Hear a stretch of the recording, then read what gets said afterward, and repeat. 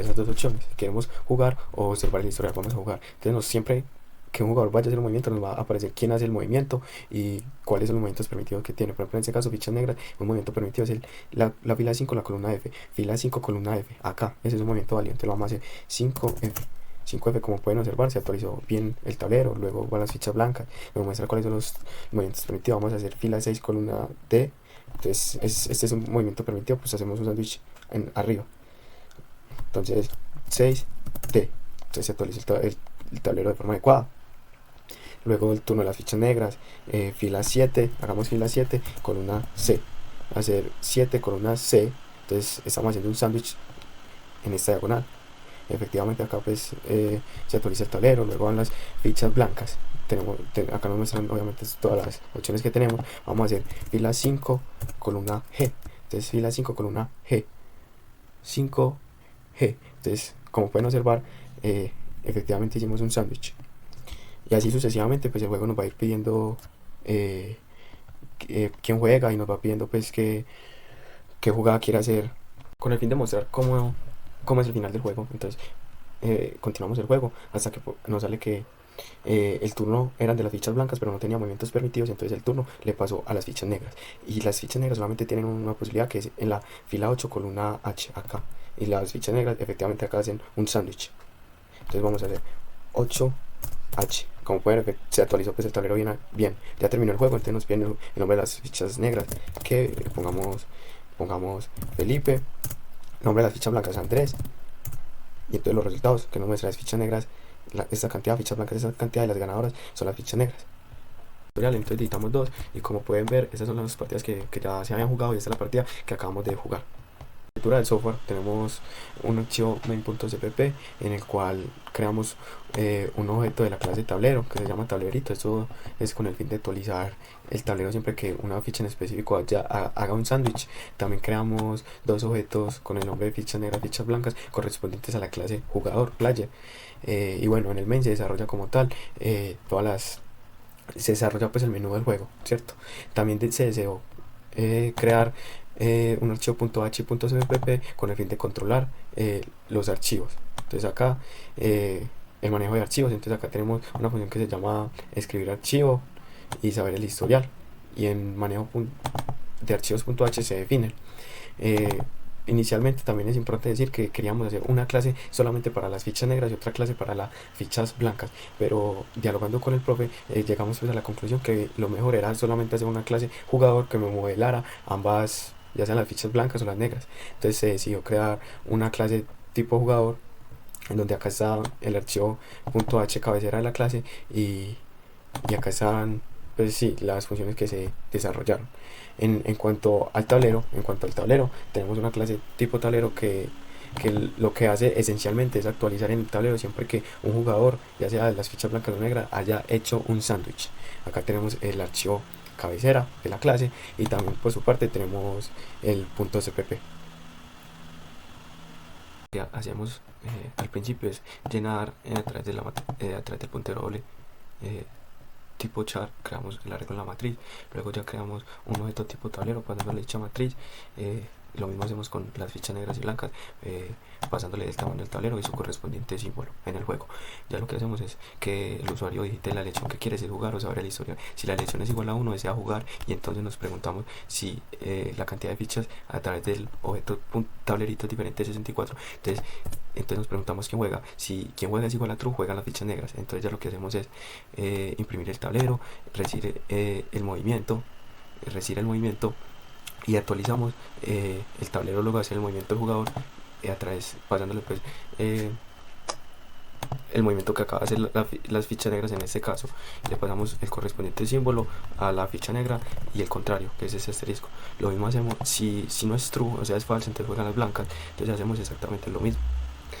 Si por ejemplo no tiene movimiento, entonces no tiene movimientos permitidos, que es lo que se hace igual acá. Y también actualizamos quién juega para poder que juegue el otro usuario. Si no, entonces es porque ya hay 64 fichas. Entonces lo que hacemos es pedir los nombres de los usuarios, luego damos los resultados, y y pues si hay mayor fichas negras que blancas, entonces ganan las negras, escribimos en el archivo.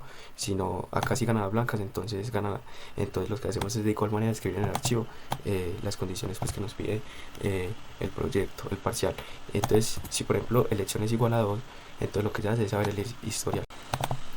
Bueno, acá en el constructor lo podemos descargar en la clase el puntero doble tipo char que contiene la información del juego. Cargamos el tamaño y la ficha del jugador. Este es el tamaño del tablero. Acá esta función es muy importante porque nos retorna un false o un true si un jugador puede hacer movimiento o no.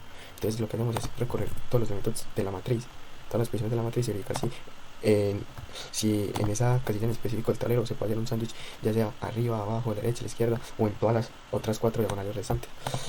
Acá se guardan los resultados que pueden ser true o false, si se puede o no se puede. Si alguno se puede, entonces decimos en cuál casilla en específico el tablero se hace el sándwich. Pues tiene la posibilidad de hacer sándwich, que es un movimiento válido, y contamos la cantidad de movimiento. Para verificar movimiento arriba es verificar si se puede hacer sándwich arriba de una casilla en específico, ¿sí? Que en ese caso sería la IJ. Entonces lo que hacemos es dejamos la X constante y nos movemos en Y, la Y disminuye. Entonces dejamos X constante y la Y disminuye a través de K, K va disminuyendo y nos preguntamos si lo que nos vamos encontrando es una ficha contraria a la del objeto en específico que se cargó acá.